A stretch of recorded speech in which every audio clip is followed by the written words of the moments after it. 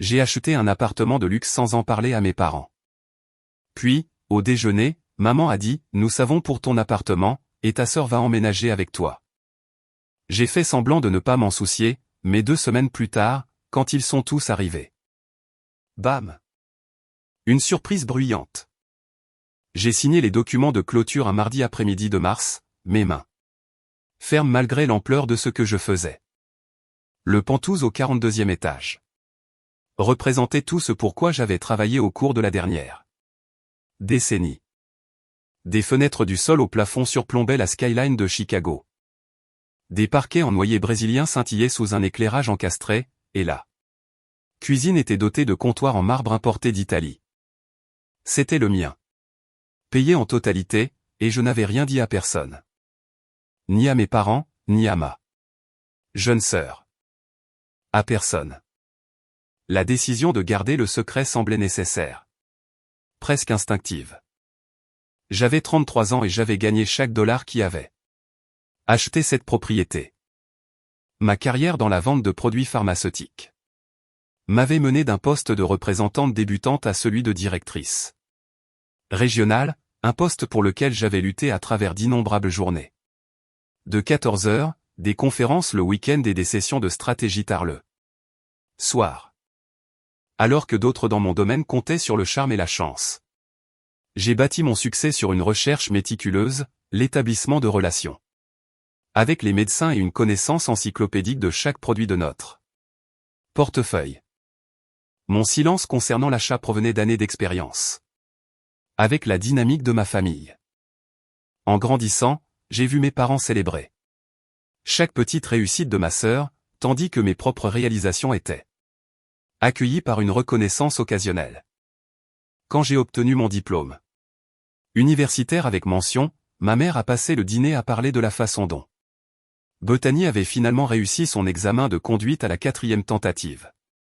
Quand j'ai reçu ma première promotion, mon père m'a rappelé que Bethany avait du mal à trouver du travail et que je pourrais peut-être l'aider à obtenir un entretien dans mon entreprise.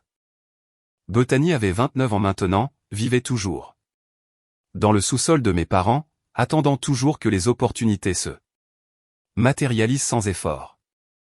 Elle avait fréquenté 3 collèges différents sans obtenir de diplôme, avait enchaîné une série d'emplois dans le commerce de détail et passé la majeure partie de son temps à cultiver une présence sur les médias sociaux qui généraient plus d'envie que de revenus. Mes parents finançaient son style de vie avec une générosité qu'ils ne m'avaient jamais accordée. Payant son assurance automobile, ses factures de carte de crédit, son abonnement à la salle de sport. J'ai emménagé dans l'appartement un samedi, engageant des déménageurs professionnels qui ont terminé le travail efficacement pendant que je supervisais. Mes meubles étaient minimalistes mais coûteux. Un canapé en cuir gris anthracite. Une table à manger en verre pouvant accueillir 6 personnes. Un lit avec un matelas sur mesure qui avait coûté plus que ma première voiture. J'ai accroché de l'art abstrait au mur, installé une technologie de maison intelligente partout et programmé le système de sécurité avec des codes que je seul connaissais. L'immeuble offrait des commodités dont je n'avais fait que rêver pendant mes années dans des appartements exigus et des premiers condos. Un centre de fitness avec des entraîneurs personnels, une terrasse sur le toit avec des foyers extérieurs. Un centre d'affaires avec des salles de conférences privées et un service de conciergerie 24 heures sur 24. Les frais mensuels de l'association des propriétaires dépassaient ce que je payais auparavant. Loyer, mais je pouvais me les permettre confortablement maintenant. Mes voisins étaient des chirurgiens, des avocats d'entreprise et des propriétaires d'entreprise. Dans l'ascenseur, nous échangions des hochements de tête poliés. Des commentaires sur la météo. Personne ne posait de questions indiscrètes sur mes antécédents ou ma famille. L'anonymat était libérateur après des années de réunions de famille où chaque aspect de ma vie était sujet à discussion et à jugement. J'ai aménagé la 2e chambre en bureau à domicile, installant des étagères intégrées pour ma bibliothèque professionnelle et positionnant mon bureau face aux fenêtres.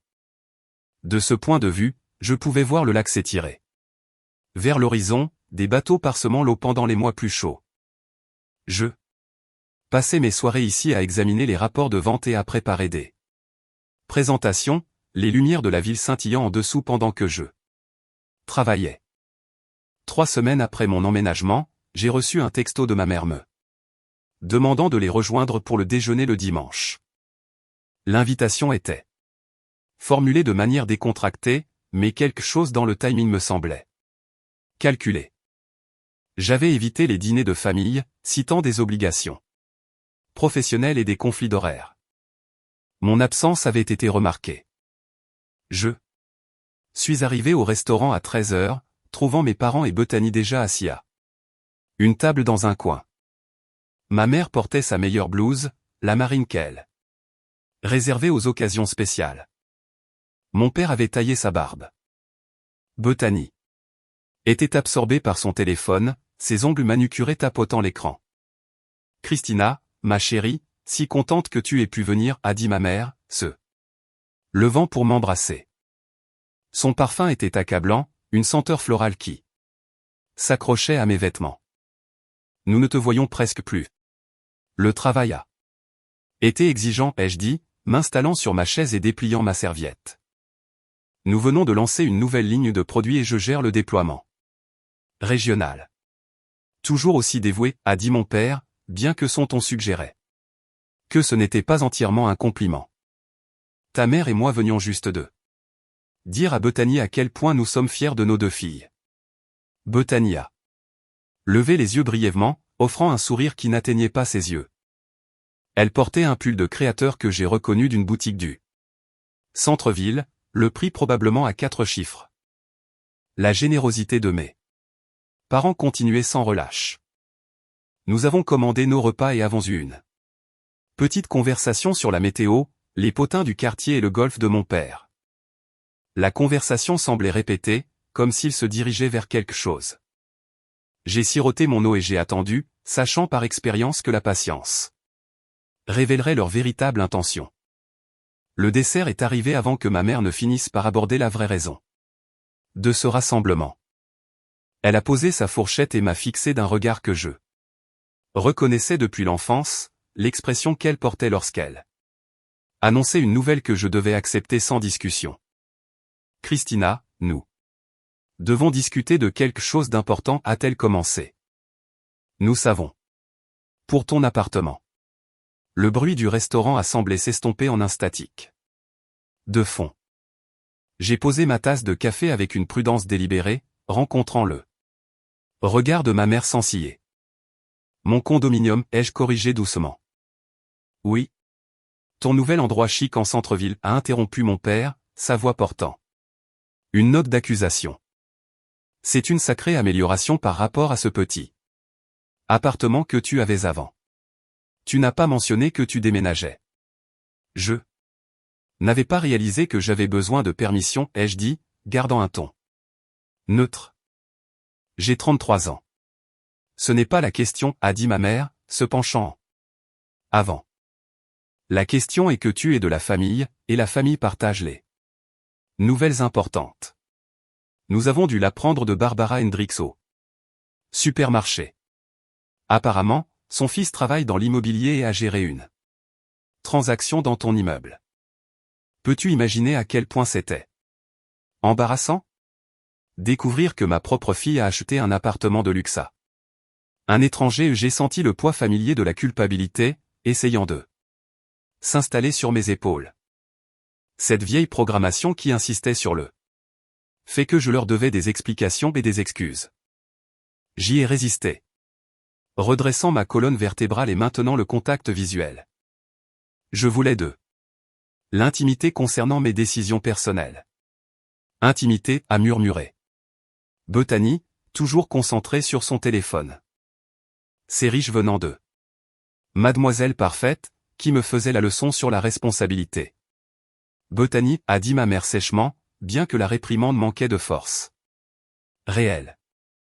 Elle s'est tournée vers moi, son expression s'adoucissant en ce qu'elle croyait probablement être une préoccupation maternelle. Chérie, nous ne sommes pas en colère que tu aies acheté un appartement. Nous sommes ravis que tu réussissent si bien, mais nous pensons qu'il est temps que tu rendes à la famille, que tu aides ta sœur qui n'a pas eu les mêmes avantages que toi. L'absurdité de cette déclaration planait dans l'air entre nous. Bethany et moi avions grandi dans la même maison, fréquenté les mêmes écoles et reçu les mêmes opportunités. La différence était que j'avais cumulé plusieurs emplois pendant l'université, tandis qu'elle passait sa première année à faire la fête avant d'abandonner. J'avais commencé ma carrière au bas de l'échelle, tandis qu'elle attendait qu'un poste bien rémunéré se matérialise sans effort. Que suggérez-vous exactement, ai-je demandé, bien que je le savais déjà. Le schéma était trop familier pour se tromper. Mon père s'est éclairci la gorge, adoptant sa voix de conseil d'administration malgré qu'il soit à la retraite depuis 5 ans de son poste de cadre intermédiaire. Ta mère et moi avons discuté de la situation de Betty. Elle est prête à être indépendante, à déménager seule. Mais le loyer en ville est astronomique, et elle est encore en train de bâtir sa carrière d'influenceuse. Influenceuse, ai-je répété, incapable de masquer le scepticisme dans ma voix. Les abonnés de Betty sur les réseaux sociaux étaient en grande partie d'autres influenceurs en RBD. Robot, ses taux d'engagement étaient décevants malgré les heures qu'elle consacrait à soigner son image. Oui, a dit ma mère fermement. Elle a près de 10 000 abonnés maintenant et les marques commencent à la remarquer. Elle a juste besoin du bon environnement pour développer sa plateforme. Et tu as cette belle deuxième chambre qui est juste vide. Les pièces se sont mises en place avec une clarté écœurante. Il voulait que Bethany emménage dans mon appartement, non pas pour une visite, non pas pour y rester temporairement, mais pour y vivre gratuitement pendant que je subventionnais son évitement continu d'un emploi réel. La deuxième chambre est mon bureau, ai-je dit. Tu peux travailler depuis la table à manger, a dit ma mère, agitant sa main de manière dismissive. Ou depuis ta chambre. Tu as toujours été adaptable. Et ce ne serait que jusqu'à ce que Bethany se mette sur pied, a ajouté mon père. 6 mois. Peut-être 1 an, juste jusqu'à ce que ses revenus d'influenceuse deviennent plus substantiels. J'ai regardé Bethany, qui avait enfin posé son téléphone et me regardait avec une expression d'attente pleine de droit. Elle ne me l'avait pas demandé elle-même, n'avait même pas fait semblant d'être reconnaissante pour cet arrangement proposé. Elle supposait simplement que je m'y conformerais parce que je l'avais toujours fait auparavant, toujours accommodé, toujours fait de la place pour ses besoins au détriment des miens. Non, ai-je dit simplement. Ma mère a cligné des yeux. Je suis désolé? Non, ai-je répété, en articulant clairement. Bethany ne déménage pas dans mon appartement. Maintenant. Christina, ne sois pas égoïste. Mon père a commencé, son visage se renfrognant. La famille est de la famille. Tu as plus qu'assez d'espace et d'argent. Ta sœur a besoin de soutien. Bethany a besoin de se soutenir elle-même, ai-je dit, me levant et tendant la main vers mon sac à main. Elle a 29 ans. Elle a eu plus qu'assez de temps pour trouver sa vie. Comment oses-tu, a sifflé ma mère, sa contenance se brisant. Après tout ce que nous avons fait pour toi, après t'avoir élevé et aimé, c'est ainsi que tu nous rembourses? En abandonnant ta sœur quand elle a besoin de toi. Les autres clients commençaient à regarder. Mais je m'en fichais. Des années de frustration ravalée me montaient à la gorge, exigeant d'être exprimées. Vous nous avez élevés toutes les deux. Vous nous avez aimés toutes les deux. La différence est que vous vous attendiez à ce que je gagne tout en donnant à Bethany tout ce qu'elle voulait. Je me suis payé mes études. J'ai construit ma carrière. J'ai épargné et investi et travaillé les week-ends et les jours fériés. Et maintenant que j'ai enfin réalisé quelque chose pour moi-même, vous voulez que je le partage avec quelqu'un qui n'a jamais travaillé pour rien de sa vie. Tu as toujours pensé que tu étais meilleur que moi, a dit Bethany, sa voix empreinte de ressentiment. Mademoiselle femme de carrière, trop bien pour la famille. Je pensais que j'avais droit au résultat de mon propre travail, ai-je corrigé. Il y a une différence. J'ai posé 2 billets de $20 sur la table, plus qu'assez pour couvrir ma part du repas, et je me suis dirigé vers la sortie. Ma mère m'a appelé, sa voix stridente d'indignation, mais j'ai continué à marcher. L'air printanier était vif et propre après l'atmosphère étouffante du restaurant. J'ai rentré chez moi. En silence, mes mains serrant le volant alors que l'adrénaline me parcourait le corps. La confrontation était inévitable, ai-je réalisé. Mes parents se dirigeaient vers ce moment depuis qu'ils avaient appris l'achat de mon appartement. Ils considéraient mon succès comme une ressource familiale, quelque chose à distribuer selon leurs priorités plutôt que les miennes. Le parking souterrain de mon immeuble ressemblait à un sanctuaire. En me garant à ma place, j'ai pris l'ascenseur jusqu'au 42e étage, appréciant l'ascension douce et l'élégance discrète des luminaires en laiton et des murs miroirs. C'était le mien. Je l'avais mérité, et je ne m'excuserais pas de refuser de subventionner l'adolescence perpétuelle de ma sœur. À l'intérieur de mon condominium, j'ai fait du thé et je me suis tenu aux fenêtres, regardant la ville en contrebas. Le soleil de l'après-midi projetait de longues ombres sur les bâtiments, et quelque part là-bas, ma famille était probablement encore au restaurant, disséquant mon refus et planifiant leur prochain mouvement. Je connaissais suffisamment mes parents pour comprendre qu'un seul rejet ne mettrait pas fin à cela. Mon téléphone a vibré avec des messages entrants, ma mère, mon père, même Bethany, tous exprimant divers degrés de déception, de colère et de sentiments blessés. Je les ai lus une fois, puis j'ai mis la conversation en mode silencieux. Leurs mots suivaient un schéma prévisible. J'étais égoïste, ingrate, cruelle de refuser cette opportunité à ma sœur. Personne ne reconnaissait qu'il me demandait de sacrifier mon intimité et mon indépendance afin que Bethany puisse éviter les mêmes luttes que j'avais endurées. Au cours des jours suivants, les messages ont continué. Ma mère a laissé des messages vocaux avec des proclamations de plus en plus dramatiques sur la loyauté et l'obligation familiale. Mon père a envoyé des emails citant des exemples de personnes qui réussissent et qui aident leurs frères et sœurs. Bethany a publié des messages vagues sur les médias sociaux sur la trahison et la solitude de ne pouvoir compter sur personne. Soigneusement conçu pour susciter la sympathie de ses abonnés. J'ai tout ignoré et je me suis concentré sur mon travail. Nous lancions un nouveau médicament cardiovasculaire, et j'ai passé de longues heures à rencontrer des médecins, à présenter des données d'essais cliniques et à former mes représentants commerciaux. Le travail exigeait de la précision et de l'expertise, des qualités que j'avais cultivées pendant des années d'études et de pratique. Contrairement à ma famille, mes collègues professionnels respectaient la compétence et récompensaient les résultats. 2 semaines après le déjeuner désastreux, je suis rentré d'un dîner d'affaires pour trouver 3 appels manqués de ma mère et un message texte qui m'a glacé le sang. Nous viendrons demain pour discuter de cela correctement. Nous serons là à 10 heures du matin.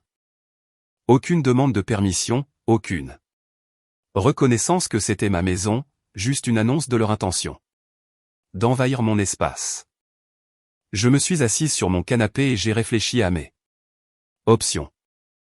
Je pouvais être là pour les affronter, les refuser à la porte, mais cela signifierait prendre du temps sur mon travail pour une conversation qui dégénérerait inévitablement en accusation et en exigence. Ou je pouvais simplement ne pas être à la maison, laisser éclairci la gorge, laisser frapper à une porte qui ne s'ouvrirait pas. Aucune de ces options ne réglait le problème plus vaste. Ma famille avait fait preuve d'un manque de respect fondamental pour mes limites.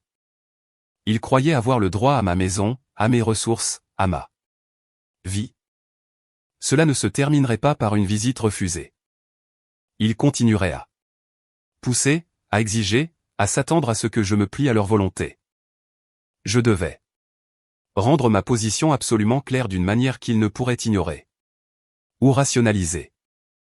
J'ai sorti mon ordinateur portable et j'ai commencé à rechercher des options de sécurité. Mon immeuble avait des systèmes standards. Mais je voulais quelque chose de plus robuste pour mon unité individuelle. Quelque chose qui non seulement m'alerterait en cas d'entrée non autorisée, mais aurait de réelles conséquences pour quiconque tenterait d'accéder à mon domicile. Sans permission. S'éclaircit la gorge à minuit, j'avais conçu un plan complet. J'ai contacté le directeur de la sécurité du bâtiment dès le lendemain matin, expliquant que j'avais besoin d'une protection renforcée en raison de membres de ma famille tentant d'entrer sans autorisation. Il s'est montré compréhensif et professionnel, offrant plusieurs solutions qui s'intégraient au système existant du bâtiment. J'ai installé des serrures intelligentes supplémentaires, qui nécessitaient à la fois un code et une vérification biométrique. J'ai mis à niveau mes caméras de sécurité pour inclure la technologie de reconnaissance faciale. Plus important encore, j'ai contracté avec une entreprise de sécurité privée qui surveillait des propriétés de grande valeur dans toute la ville. Leur temps de réponse était inférieur à 5 minutes, et ils avaient des lignes directes avec les forces de l'ordre local. La dernière composante était la plus cruciale.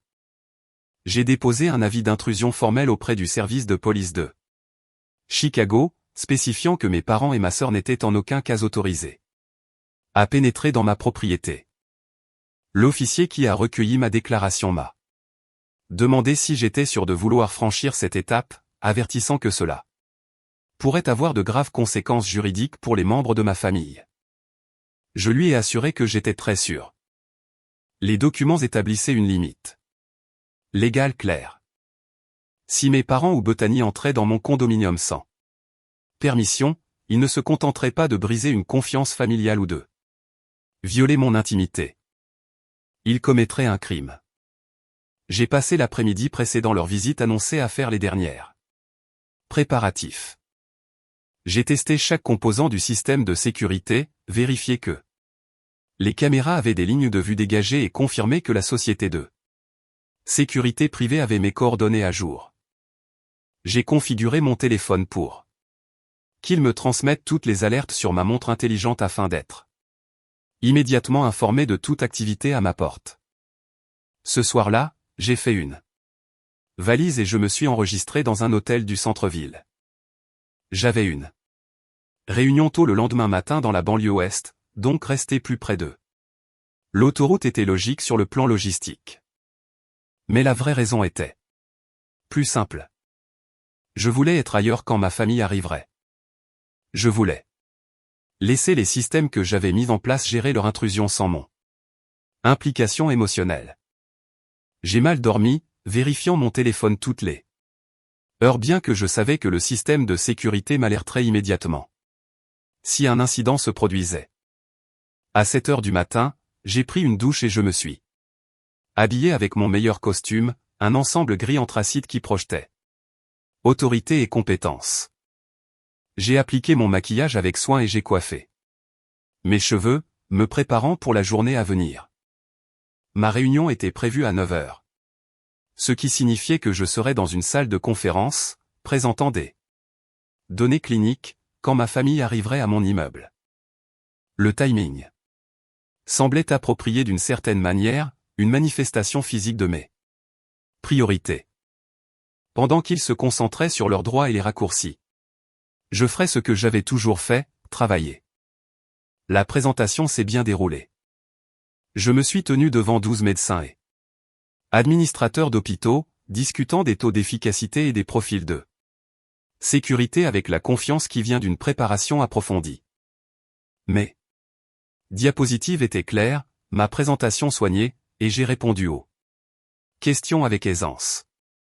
C'était le monde que je m'étais construit, un monde où le mérite importait et où les résultats parlaient plus fort que les liens familiaux. À 10h15, ma montre intelligente a vibré avec une alerte. J'ai jeté un coup d'œil discret, mon rythme cardiaque s'accélérant en lisant la notification. Mouvement détecté à la porte d'entrée. Plusieurs individus tentant d'entrer. J'ai continué ma présentation sans sourciller. Des années de discipline professionnelle l'emportant sur mon anxiété personnelle.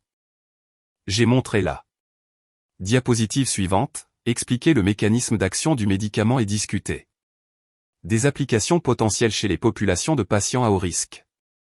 Tout cela pendant que ma montre continuait de vibrer avec des mises à jour. Tentative d'entrée infructueuse. Alarme déclenchée. Sécurité notifiée. La réunion s'est terminée à 11 h et je me suis excusé pour aller aux toilettes. Avant de vérifier mon téléphone correctement. Le système de sécurité avait tout enregistré. Plusieurs caméras avaient enregistré l'arrivée de ma famille. Leur tentative d'entrer en utilisant la sonnette. Puis leur frustration croissante. Lorsque je n'ai pas répondu. Les images montraient ma mère appuyant à plusieurs reprises sur la sonnette, son visage crispé d'irritation. Mon père se tenait à côté d'elle, les bras croisés, vérifiant sa montre. Bethany était appuyée contre le mur, faisant défiler son téléphone avec un ennui évident. S'éclaircit la gorge après 5 minutes de sonnerie sans réponse, ma mère a sorti quelque chose de son sac à main. L'angle de la caméra l'a clairement capturé, une clé. Pas n'importe quelle clé, mais une qui semblait coupée professionnellement. Probablement copiée à partir du passe-partout qu'ils imaginaient que j'aurais laissé chez eux lors d'une précédente visite. J'ai regardé avec une horreur. Fasciné, ma mère insérait la clé dans la serrure.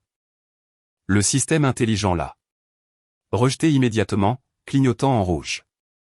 Elle a réessayé, secouant la clé et poussant contre la porte. Rien. S'éclaircit la gorge, c'est ridicule. La voix de mon père est passée clairement sur l'audio. Elle nous a donné une fausse clé. Où elle a changé les serrures, a répondu ma mère, sa voix sèche, ce qui est exactement le genre de comportement secret auquel nous aurions dû nous attendre. Je ne leur avais jamais donné de clé. La réalisation s'est abattue sur moi comme de l'eau glacée.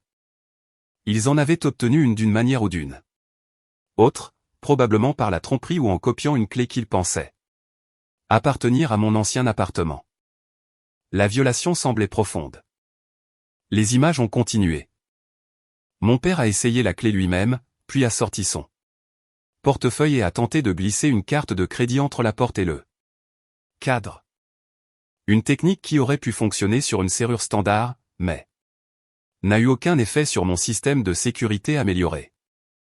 Tout au long de cela, Bethany est restée absorbée par son téléphone, soupirant occasionnellement d'impatience.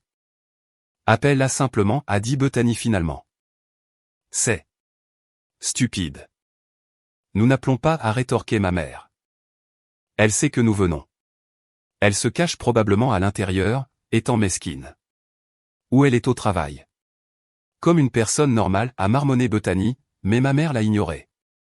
La partie suivante des images montrait mon père examinant le cadre de la porte.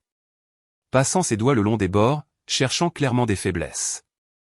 Il a essayé de forcer la porte, y mettant son épaule et poussant.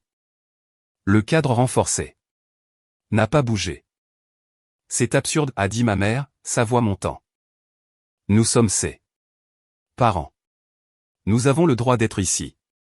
Je ne pense pas que ce soit ainsi que fonctionne la propriété, a observé Bethany, levant enfin les yeux de son téléphone. Tais-toi, a dit ma mère.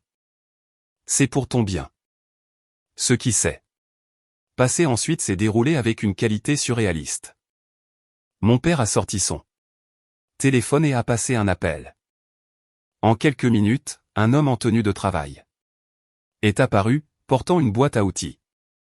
La caméra l'a clairement capturé, et je l'ai reconnu lors de réunions de famille comme Denny, l'ami de mon père, qui travaillait comme serrurier. Il tentait de faire changer mes serrures en plein jour à une porte qui n'était pas la leur. Denny a examiné la serrure et a secoué la tête. C'est un système de haute sécurité intégré au bâtiment. Je ne peux pas simplement le contourner et légalement, je ne devrais pas être ici sans l'autorisation du propriétaire. Elle est notre fille, a dit ma mère. Nous avons l'autorisation. Vous l'avez par écrit, a demandé Denny, mal à l'aise. Nous n'avons pas besoin de l'avoir par écrit, a insisté mon père. C'est une affaire de famille. Denny a reculé, secouant la tête. Je ne peux pas vous aider. Cela pourrait me causer de graves problèmes. Il est parti et mes parents sont restés dans le couloir, l'air de plus en plus frustré. Le gardien de sécurité de l'immeuble est apparu ensuite, un homme professionnel. Nommé Howard, que j'avais toujours trouvé courtois et efficace. Excusez-moi, dit Howard poliment. Y a-t-il un problème ici? Nous essayons d'accéder à l'appartement de notre fille, a expliqué ma mère, adoptant son ton le plus charmant. Elle nous attend, mais elle semble avoir eu des problèmes avec ses serrures. Mademoiselle Christina n'a mentionné aucune visite prévue, a dit Howard. Et elle nous a explicitement donné des instructions de ne laisser personne entrer dans son unité sans son autorisation directe. C'est absurde, a dit mon père. Nous sommes sa famille. Je comprends, monsieur, mais j'ai mes instructions. Je devrais vous demander de quitter l'étage. Nous ne ferons rien de tel, a dit ma mère. Nous avons tous les droits d'être ici. Non, madame. Vous ne les avez pas, a répondu Howard, sa voix restant calme mais ferme. C'est une propriété privée, et vous n'êtes pas des invités autorisés. Si vous ne partez pas volontairement, je devrais appeler la police. J'ai vu le visage de ma mère se transformer. Le choc cédant la place à l'indignation, puis à s'éclaircit la gorge quelque chose de plus laid. Vous feriez arrêter votre propre mère? Quel genre de personne êtes-vous devenu? Elle ne parlait pas à Howard, mais à la caméra comme si elle savait que je regardais. Peut-être le savait-elle. Peut-être comprenait-elle à un certain niveau que j'avais préparé exactement ce scénario. Je vous donne un dernier avertissement, a dit Howard. Veuillez partir maintenant ou je serai contraint de prendre d'autres mesures. Mon père a attrapé le bras de ma mère, essayant de la tirer vers l'ascenseur. Mais ma mère s'est libérée d'un coup et a fait quelque chose que je n'avais pas anticipé. Elle a commencé à frapper à ma porte des 2 poings, criant mon nom, exigeant que je les laisse entrer. Christina, ouvre cette porte tout de suite. C'est ta mère. Tu ne peux pas nous traiter de cette façon. Bethany a reculé. L'embarras l'emportant finalement sur son indifférence habituelle. Maman? Arrête. C'est fou. Mais ma mère était au-delà de la raison, frappant et criant, sa voix résonnant dans le couloir. D'autres résidents ont commencé à ouvrir leurs portes, attirés par le vacarme. J'ai reconnu plusieurs visages, des gens à qui j'avais fait un signe de tête dans l'ascenseur, qui étaient maintenant témoins de la perte totale de contrôle de ma famille. Howard a sorti sa radio et a parlé doucement. En moins de 2 minutes, 2 autres gardes de sécurité sont apparus, suivis peu après par 2 policiers de Chicago. Les policiers étaient professionnels et calmes, leur présence changeant immédiatement l'énergie dans le couloir. Ma mère est tombée silencieuse à mi-cri, son visage rougissant en apercevant les uniformes. Quel semble être le problème ici, a demandé la première policière, une femme d'une quarantaine d'années aux yeux vifs et à l'air d'autorité patiente. Howard a expliqué la situation de manière concise. Ces individus ont tenté d'obtenir une entrée non autorisée dans l'une de nos unités. La propriétaire a des instructions explicites selon lesquelles ils ne doivent pas être admis. Lorsqu'on leur a demandé de partir, ils ont refusé et sont devenus perturbateurs. Nous sommes ses parents, a dit ma mère, sa voix tremblante d'un mélange de colère et de ce qui aurait pu être de la peur. Elle est déraisonnable. Nous voulons juste lui parler. La propriétaire est-elle présente, a demandé la policière à Howard. Non, madame. Elle est au travail. La policière s'est tournée vers mes parents. Avez-vous une permission écrite d'être ici? Nous n'avons pas besoin de Permission, a dit mon père, mais son fanfaronnade avait diminué. C'est notre fille. Ce n'est pas ainsi que fonctionne le droit de la propriété, monsieur, a répondu la policière. Habitez-vous à cette adresse? Non. Mais alors vous êtes en infraction, a-t-elle dit simplement. Le propriétaire a le droit de déterminer qui entre chez elle. Si elle vous a refusé l'accès, vous devez respecter cela. C'est insensé, a dit ma mère, regardant les voisins rassemblés comme si elle cherchait des alliés. Pouvez-vous croire cela? Une fille qui enferme sa propre famille. Personne n'a parlé. Les autres résidents regardaient avec des expressions allant de l'inconfort à la désapprobation, mais cette désapprobation semblait dirigée vers ma famille plutôt que vers moi. Le deuxième officier, plus jeune et bâti comme quelqu'un qui passait beaucoup de temps à la salle de sport, a vérifié quelque chose sur son téléphone. Madame?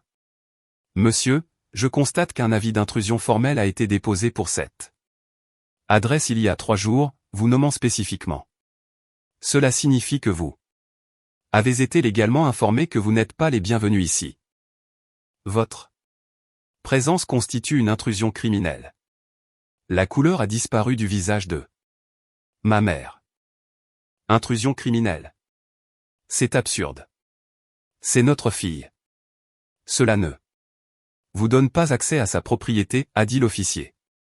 Vous devez partir. Maintenant. Si vous refusez, nous vous arrêterons. J'étais assise dans ma voiture sur le parking de l'hôpital, observant cela se dérouler sur mon téléphone. Une partie de moi se sentait mal, voyant mes parents humiliés devant des étrangers. Mais une plus grande partie se sentait justifiée. Ils avaient poussé et poussé, supposant que je finirais par céder. Maintenant, ils faisaient face à de réelles conséquences pour leur refus de respecter mes limites. Mon père a de nouveau pris le bras de ma mère. Laissons tomber. Ça n'en vaut pas la peine. Ça n'en vaut pas la peine, a répété ma mère, sa voix montant de nouveau. Elle est de la famille. On ne devrait pas la laisser nous exclure comme ça. Madame, a dit la policière, son ton durcissant. Vous devez partir immédiatement. Je ne le ferai pas, a dit ma mère, et j'ai regardé avec incrédulité alors qu'elle croisait les bras et plantait ses pieds. Pas avant que ma fille n'accepte de nous voir. Nous avons des droits. Vous avez le droit de garder le silence, a dit la policière, et j'ai réalisé avec un choc qu'elle allait vraiment arrêter ma mère. Tout ce que vous direz pourra et sera utilisé contre vous devant un tribunal. Vous ne pouvez pas être sérieuse, a dit mon père, se plaçant entre l'officier et ma mère. C'est un différend familial, pas une affaire de police. Monsieur. Reculez, a dit le jeune officier, s'avançant. N'interférez pas avec une arrestation. Ce qui s'est passé ensuite s'est déroulé avec l'irréalité saccadée d'un cauchemar. Mon père a refusé de reculer. Les officiers lui ont donné plusieurs avertissements, leur voix ferme mais pas encore agressive. Ma mère a continué à crier au sujet de ses droits, des enfants ingrats, de la détérioration des valeurs familiales.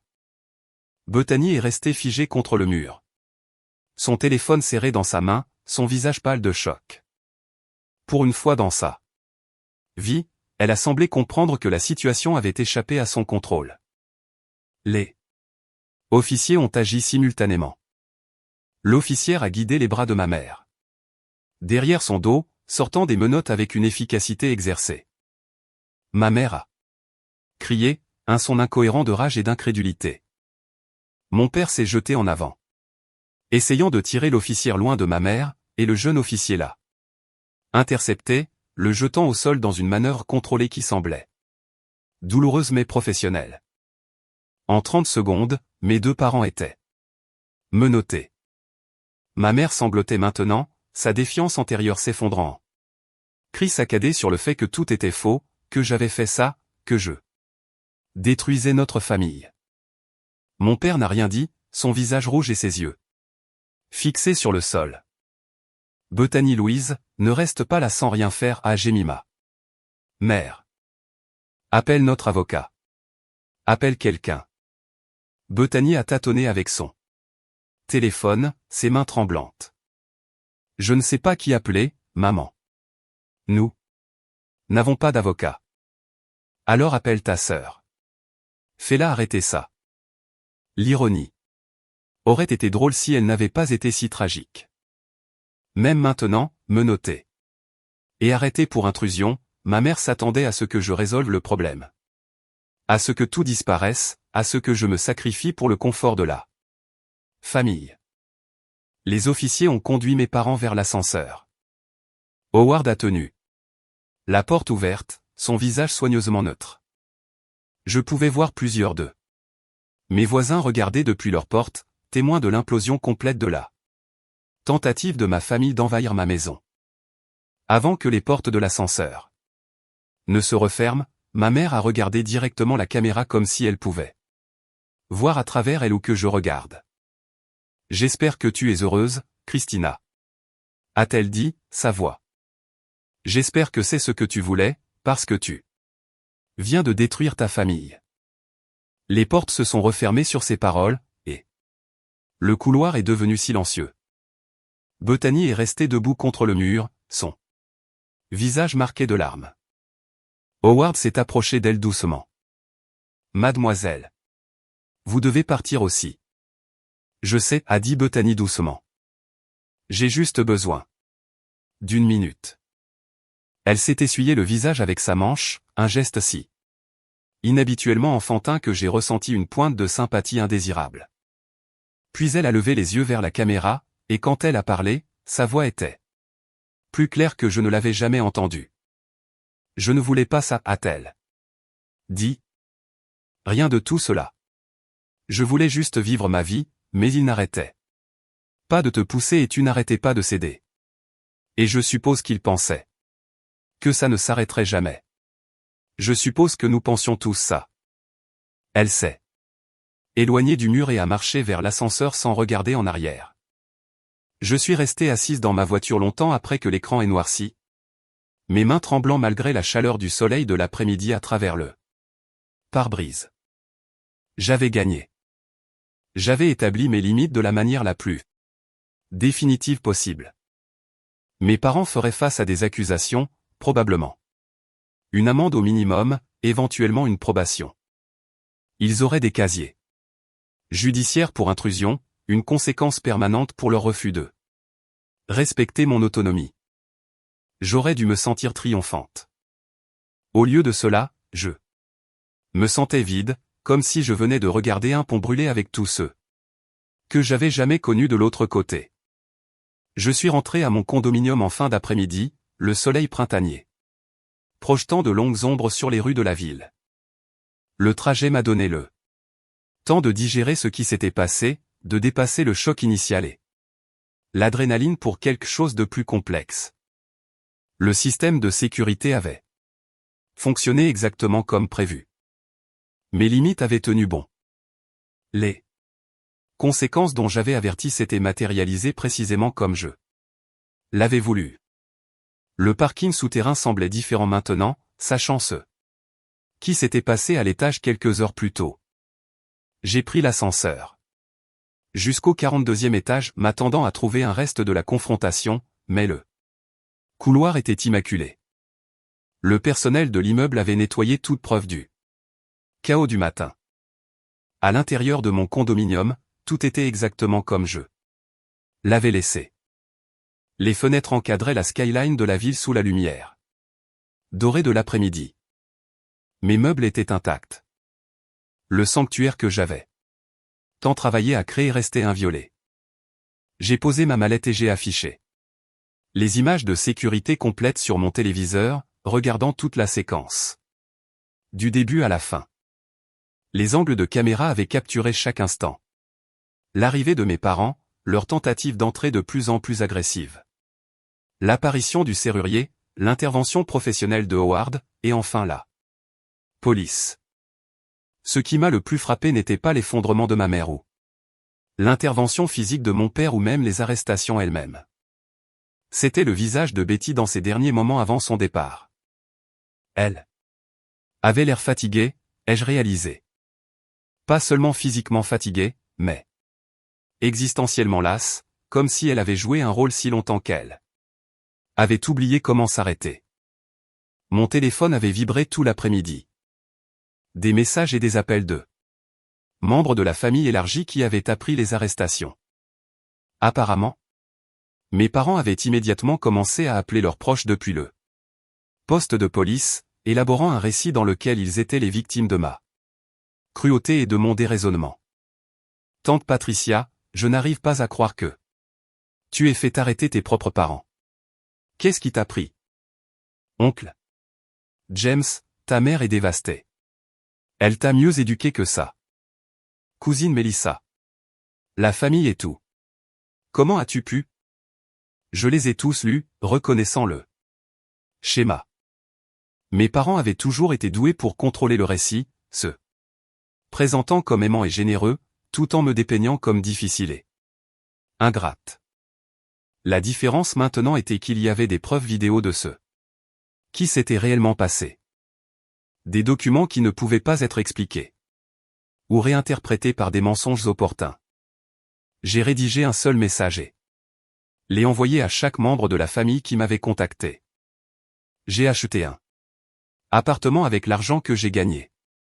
Je n'ai invité personne à emménager avec moi. Lorsque ma famille a tenté d'entrer chez moi sans permission après avoir été explicitement informée qu'elle n'était pas la bienvenue, j'ai appliqué les lois standards sur l'intrusion qui s'appliquent à tout le monde. Si vous souhaitez voir les images de sécurité de tentant de s'introduire par effraction puis refusant de partir lorsque le personnel de sécurité de l'immeuble et la police leur ont demandé, je suis heureuse de les partager. Sinon, veuillez respecter ma vie privée. J'ai joint un extrait de 20 secondes. Des images montrant ma mère frappant à la porte tout en criant et mon père tentant de forcer l'entrée. Puis j'ai mis la conversation de groupe en sourdine. Et j'ai posé mon téléphone. La soirée s'étendait devant moi, vide et silencieuse. J'ai préparé le dîner, un simple plat de pâtes avec des légumes frais, et j'ai mangé debout au comptoir pendant que les lumières de la ville commençaient à scintiller en dessous. C'était censé être ma victoire.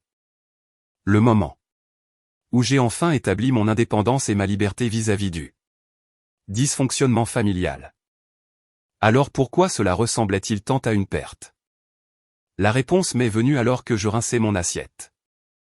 Cela ressemblait à une perte parce que c'était une perte. J'avais perdu l'illusion que ma famille pourrait un jour me voir tel que j'étais réellement, pourrait reconnaître ma valeur sans essayer d'en tirer profit. J'avais perdu l'espoir que mes parents finiraient par me traiter, moi et Bethany, avec un respect égal, qu'ils cesseraient de l'encourager tout en exigeant plus de moi. Ces pertes faisaient mal, mais c'étaient des pertes d'illusion, pas de quelque chose de réel.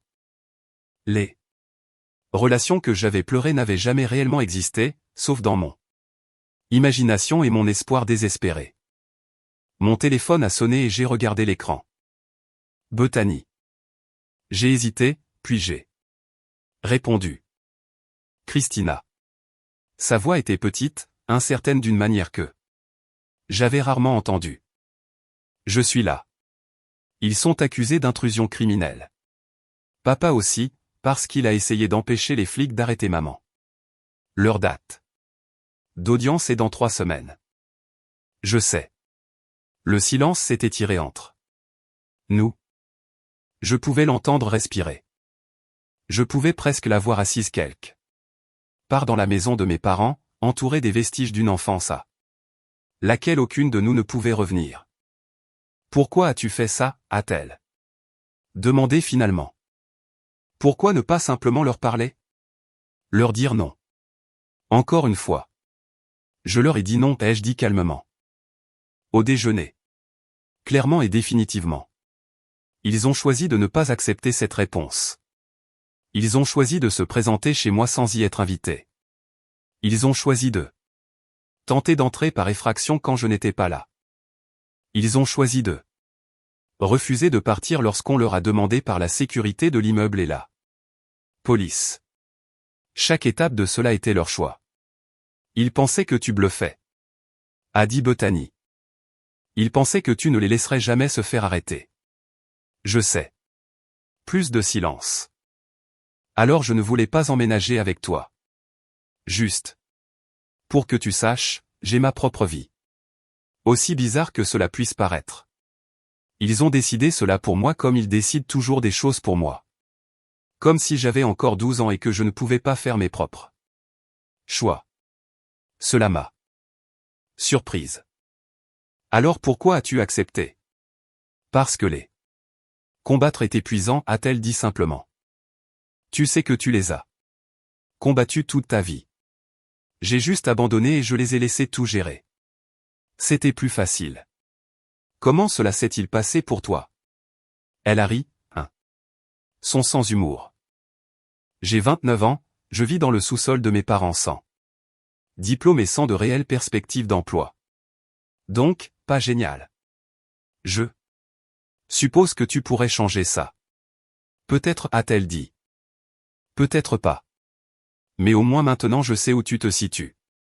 Plus besoin de se demander si tu pourrais céder s'il pousse assez fort. Non, ai-je acquiescé. Plus besoin de se demander. Pour ce que ça vaut, a dit Bethany, sa voix devenant encore plus calme. Je ne pense pas que tu aies fait une mauvaise chose. Je pense que tu as fait ce que tu devais faire. J'aurais juste aimé que cela n'en arrive pas là. Moi aussi. Je dois y aller. Maman m'appelle de l'autre pièce. Elle veut que je te convainque d'abandonner les charges. Ce n'est pas ainsi que fonctionnent les accusations criminelles. L'État poursuit. Je ne peux rien abandonner. Je vais lui dire. Elle n'écoutera probablement pas. Bethany a marqué une pause. Prends soin de toi, Christina. Toi aussi, Bethany. La ligne s'est coupée, et j'étais de nouveau seul dans mon bel appartement. Entouré de tout ce pourquoi j'avais travaillé et sacrifié pour l'obtenir. La ville s'étalait en dessous de moi. Des millions de personnes vivaient leur vie, naviguant dans leurs propres relations compliquées avec la famille et l'autonomie et l'équilibre impossible entre la loyauté et l'autopréservation. Les 3 semaines suivantes se sont déroulées avec une normalité surréaliste. Je suis allé travailler, j'ai assisté à des réunions, rencontré des clients et géré mon équipe de vente comme si rien n'avait changé. Mais tout avait changé. L'absence des exigences constantes de ma famille a créé un espace que j'avais oublié pouvoir exister. De la place pour respirer et penser sans le poids perpétuel de leurs attentes. La réponse de la famille élargie a évolué d'une indignation initiale à un silence de mauvaise grâce alors que de plus en plus de gens regardaient les images de sécurité que j'avais partagées. Voir mes parents tenter de s'introduire chez moi, observer l'effondrement théâtral de ma mère. Remarquer l'agression physique de mon père envers les policiers.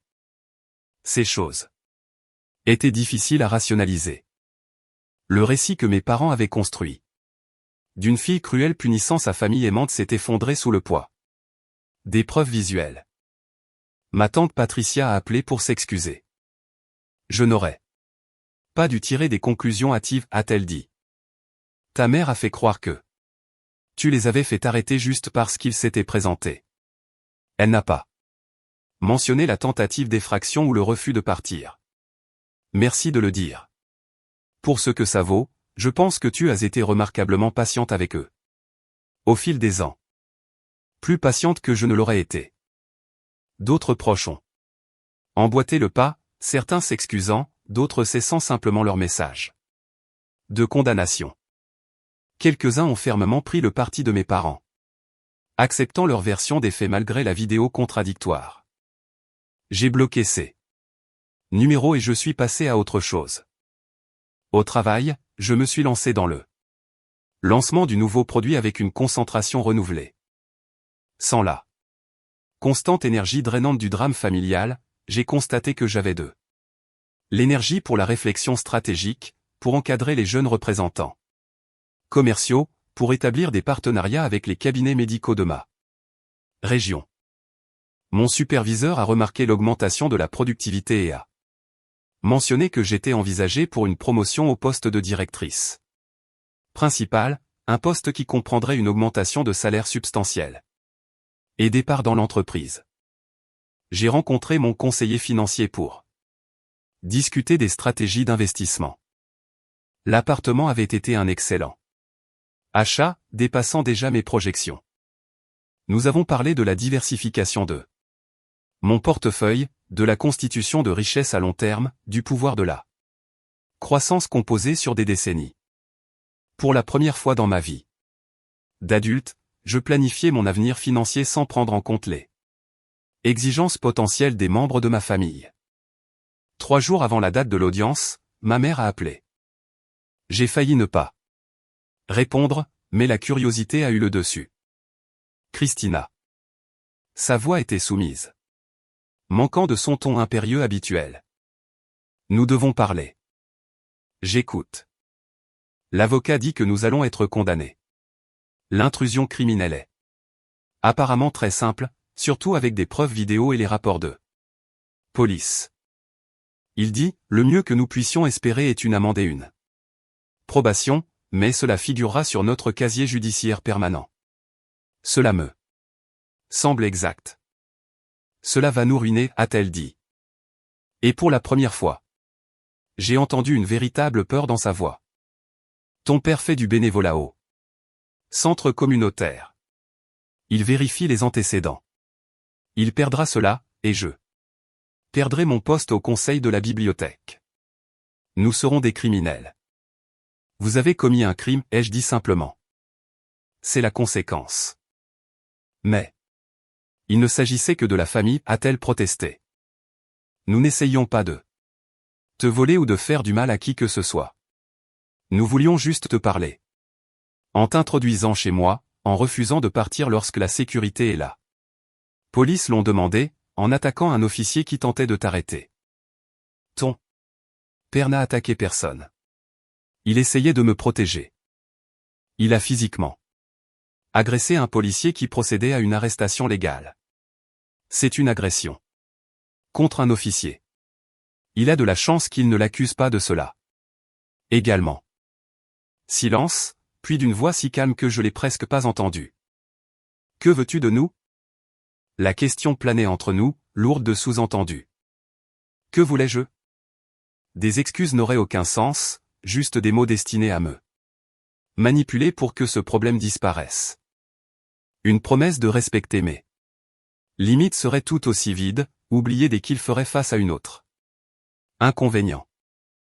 Je veux que vous acceptiez la responsabilité de vos choix, ai-je dit. Je veux que vous cessiez de vous attendre à ce que je me sacrifie pour le confort de Betty. Je veux que vous compreniez que je ne suis pas une ressource familiale à allouer selon vos priorités. Nous sommes tes parents, a-t-elle dit. Nous t'avons tout donné. Vous m'avez donné les mêmes choses que vous avez donné à Bethany. La différence est que vous vous attendiez à ce que je sois reconnaissante et docile, tout en lui permettant d'être exigeante et dépendante. Vous avez créé cette dynamique, pas moi. Alors, vous allez juste nous laisser être condamnés, nous laisser avoir un casier judiciaire, détruire nos réputations dans la communauté. J'ai déposé un rapport de police parce que vous avez commis un crime. Ce qui se passe ensuite, c'est entre vous et le système judiciaire. Elle a fait un son qui aurait pu être un sanglot ou un rire. Tu es devenue si froide, si dure. Ce n'est pas la fille que j'ai élevée. Tu as raison, ai-je acquiescé. La fille que tu as élevée aurait cédé. Aurait laissé Bethany emménager, sacrifier sa propre paix et intimité pour éviter les conflits. Cette fille est morte quelque part vers la 43e fois qu'elle a satisfait vos exigences à ses propres dépens. Ce que vous avez maintenant, c'est une femme qui connaît sa valeur et défend ses limites. Si vous trouvez cela froid, peut-être devriez-vous examiner pourquoi vous avez préféré l'alternative. J'ai mis fin à l'appel avant qu'elle ne puisse répondre. L'audience du tribunal a eu lieu un jeudi matin. Je n'y ai pas assisté, n'ayant aucune obligation légale ni désir personnel de suivre les procédures. Au lieu de cela, j'en ai appris les détails par un texto de Bethany. Coupable de tous les chefs d'accusation. Maman et papa ont eu 6 mois de probation, une amende de $500 chacun, et des travaux d'intérêt général obligatoires. Ils sont dévastés. J'ai lu le message dans mon bureau, assise à mon bureau avec des feuilles de calcul ouvertes sur mon écran et une tasse de café qui refroidissait à côté de mon clavier. Je n'ai ressenti aucune satisfaction de leur condamnation, mais aucune culpabilité non plus. Le système judiciaire avait fonctionné exactement comme prévu, appliquant des conséquences standards à des crimes standards. Bethany a envoyé un message de suivi. Ils veulent savoir si tu vas leur parler maintenant. J'y ai réfléchi. Une partie de moi voulait maintenir une séparation complète pour construire ma vie sans aucun lien avec des personnes qui avaient fait preuve d'un tel manque de respect fondamental pour mon autonomie. Mais une autre partie reconnaissait qu'un éloignement total serait sa propre sorte de prison, nécessitant une vigilance constante pour le maintenir. J'ai appelé Bethany au lieu de répondre par texto. Salut, a-t-elle répondu. De quoi veulent-ils parler? Je pense qu'ils veulent s'excuser. Vraiment s'excuser. Pas seulement dire des mots pour te manipuler. L'avocat était assez brutal en expliquant à quel point ils avaient mal agi. Et je pense que ça a vraiment fait mouche. Ou ils veulent que je les aide à éviter les conséquences d'une manière ou d'une autre. Peut-être, a admis Bethany, mais je ne pense pas. Ils avaient l'air vraiment ébranlés au tribunal, comme s'ils avaient enfin compris que c'était réel. J'y ai réfléchi, pesant mes options. Dis-leur que je les rencontrerai dans un lieu public avec toi présente. Une heure, une conversation. S'ils essaient de me culpabiliser ou de faire des exigences, je partirai immédiatement. C'est juste. Je leur dirai. Nous nous sommes rencontrés 4 jours plus tard dans un café près des jardins botaniques, un terrain neutre où aucune d'entre nous n'avait d'histoire personnelle. Je suis arrivé tôt et j'ai choisi une table près du fond, me positionnant de manière à pouvoir voir l'entrée. De vieilles habitudes acquises au cours d'années de gestion d'interactions familiales difficiles. Mes parents sont arrivés ensemble, et j'ai été frappé par leur air diminué. Mon père avait visiblement vieilli, de nouvelles rides autour des yeux et le dos courbé. Ma mère portait un maquillage minimal et ses cheveux étaient attachés simplement, sans son coiffage habituel soigné. Ils ressemblaient à ce qu'ils étaient, des gens qui avaient fait face à des conséquences qu'ils n'auraient jamais imaginées possibles. Bethany est arrivée en dernier, glissant sur la chaise à côté de moi. Dans un geste qui m'a surprise. Un alignement subtil, une déclaration silencieuse sur sa position. Merci de nous avoir rencontrés, a dit mon père. Sa voix formelle. Nous savons que tu n'étais pas obligé. Vous avez une heure, ai-je dit. Je vous suggère de bien l'utiliser. Ma mère a tordu sa serviette entre ses mains. Nous avons parlé à un thérapeute.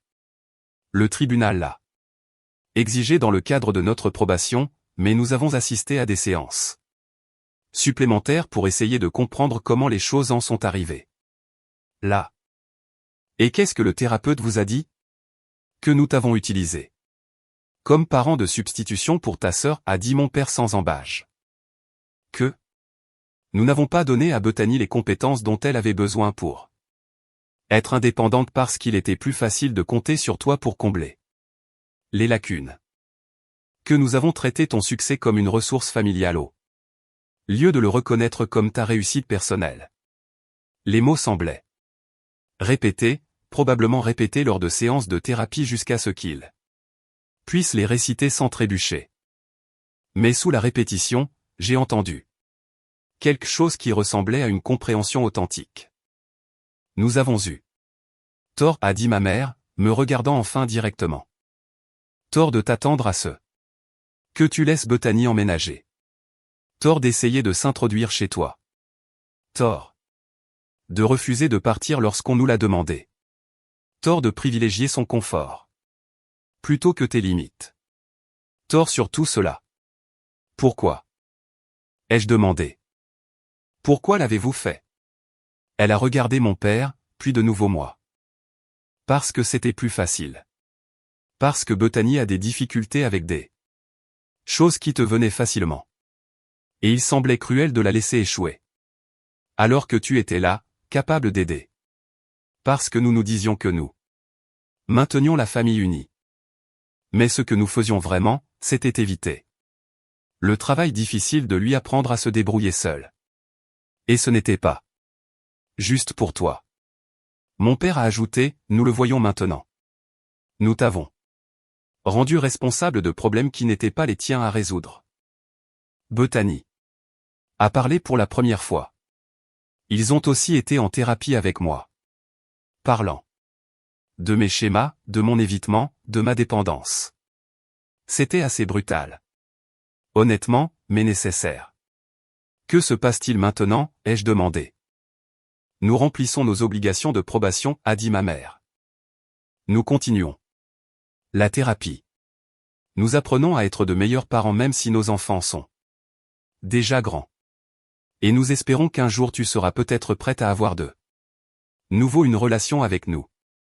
Pas l'ancienne relation où nous faisions des demandes et où tu accommodais, quelque chose de nouveau, quelque chose de plus sain où nous respectons tes limites et ta pression pour qui tu es. Je me suis assis sur ma chaise, traitant cela. Ils avaient l'air sincères. Ils semblaient sincères, mais les mots étaient faciles. Le changement était difficile. J'ai besoin de temps, ai-je dit finalement. Du temps pour voir si c'est réel ou juste une performance pour rentrer dans mes bonnes grâces. C'est juste, a dit mon père. Nous comprenons. 6 mois se sont écoulés avant que j'accepte une autre rencontre. Pendant ce temps, j'ai observé à distance mes parents tenir leurs engagements. Mon père a effectué ses travaux d'intérêt général dans une banque alimentaire, enregistrant 2 fois le nombre d'heures requis. Ma mère a suivi une thérapie chaque semaine. Et a commencé à faire du bénévolat dans un refuge pour femmes, et dans les résidentes à acquérir des compétences professionnelles et des connaissances financières. Bethany a quitté le sous-sol de mes parents et a emménagé dans un appartement modeste avec une colocataire. Elle a trouvé un emploi d'assistante administrative dans une agence de marketing, un travail de débutant peu rémunéré, mais qui lui a apporté structure et expérience. Sa présence sur les médias sociaux est devenue moins soignée, plus authentique, montrant sa vraie vie au lieu d'une fantaisie aspirante. Elle construisait enfin quelque chose de réel. Même si c'était petit et imparfait. Lorsque j'ai finalement accepté de dîner avec mes parents, c'était dans un restaurant de mon choix, à un moment qui convenait à mon emploi du temps. Ces détails comptaient. Ils démontraient que la dynamique du pouvoir avait changé. Que mes besoins seraient au centre de nos interactions à l'avenir. La soirée a été gênante mais sincère. Mes parents m'ont posé des questions sur mon travail, ma vie, mes intérêts, et ont réellement écouté les réponses. Ils ont partagé des nouvelles de leur propre vie sans faire de demande ni laisser entendre comment je pourrais aider. Lorsque mon père a mentionné que Bethany avait du mal avec le paiement de sa voiture, ma mère a immédiatement changé de sujet, une correction de cap consciente que j'ai reconnue et appréciée. Nous sommes fiers de toi, a dit ma mère au moment du dessert. Nous aurions dû le dire depuis le début sans qualification ni comparaison. Juste fier de qui tu es et de ce que tu as construit. Merci, ai-je dit simplement. Nous ne sommes pas devenus une famille proche du jour au lendemain. Guérir des années de dysfonctionnement a nécessité plus que quelques dîners et séances de thérapie. Mais nous avons établi quelque chose de fonctionnel. Une relation basée sur le respect mutuel. Plutôt que sur l'obligation et la culpabilité. J'ai vu mes parents tous les quelques mois, je les ai rencontrés pour le déjeuner ou le dîner, j'ai maintenu un contact cordial. Bethany et moi avons développé notre propre relation, distincte de nos parents. Des rendez-vous occasionnels autour d'un café où nous parlions de nos vies sans le poids des vieux ressentiments. Je n'ai jamais invité aucun d'eux dans mon appartement. Cet espace est resté le mien seul, un sanctuaire que j'avais combattu pour protéger. Ils n'ont jamais demandé à venir, comprenant que certaines limites étaient permanentes. Ma carrière a continué de prospérer. J'ai obtenu la promotion de directrice principale, puis j'ai de nouveau avancé au poste de vice-présidente de la région du Midwest. J'ai acheté une petite propriété de vacances dans le Wisconsin, une maison au bord d'un lac, où je passais les week-ends d'été à lire et à faire du kayak. J'ai eu des relations occasionnelles, mais jamais sérieuses, contente de la vie que j'avais construite. L'histoire des arrestations de ma famille s'est répandue dans notre famille élargie et notre cercle social. Un avertissement sur les limites et les conséquences. Certaines personnes m'ont trouvé froide et impitoyable. D'autres m'ont reconnu comme quelqu'un qui s'était enfin suffisamment estimé pour exiger le respect. J'ai cessé de m'inquiéter du récit que les gens croyaient. 5 ans après l'incident, j'ai croisé mon ancien gardien de sécurité, Howard, dans un restaurant du centre-ville. Il m'a immédiatement reconnu et est venu me saluer. « Vous ne vous souvenez probablement pas de moi » a-t-il commencé. « Bien sûr que si » ai-je dit. « Vous m'avez aidé à établir des limites très importantes. » Il a souri, l'air soulagé. J'ai souvent repensé à ce jour. Je me suis demandé si j'avais bien fait, si j'aurais pu gérer ça différemment. Vous avez fait exactement ce dont j'avais besoin, l'ai-je assuré. Vous avez fait respecter mes droits alors que ma propre famille ne les respectait pas. Cela a compté plus que vous ne le savez. J'en suis content, a-t-il dit. J'ai des filles et j'ai essayé de leur enseigner ce que j'ai appris en vous observant. Qu'elles ne doivent à personne l'accès à leur vie, pas même à leur famille. Que les limites sont saines et nécessaires. Après son départ, je me suis assise avec mon verre et j'ai pensé à la femme que j'étais il y a 5 ans, debout dans ce restaurant avec ma famille, exigeant que je sacrifie ma maison et mon intimité. Cette femme avait peur, incertaine d'avoir le droit de protéger ceux qu'elle avait gagnés. La femme que j'étais maintenant n'avait aucun doute de ce genre. Les arrestations et les condamnations avaient des conséquences qui s'étendaient bien au-delà des sanctions légales. Mes parents ont perdu plusieurs liens sociaux, des gens qui ne pouvaient pas concilier l'image de membres respectables de la communauté avec des individus ayant un casier judiciaire pour s'être introduits chez leur fille. Mon père a finalement démissionné de son poste de bénévole, non pas parce qu'on le lui a demandé, mais parce qu'il ressentait le poids du jugement chaque fois qu'il se présentait. Ma mère a démissionné du conseil de la bibliothèque pour des raisons similaires. Ils ont déménagé dans une maison plus petite dans un quartier différent, un nouveau départ où moins de gens connaissaient leur histoire. La honte les a suivis de toute façon, comme il se devait. Ils avaient violé des principes fondamentaux de respect et de consentement. Et ces violations ont eu des coûts sociaux qu'aucune thérapie ne pouvait complètement effacer. Quant à moi, 5 ans plus tard, je me tenais à mes fenêtres du sol au plafond, regardant la skyline de Chicago scintiller à la lumière du soir et ne ressentant que la paix.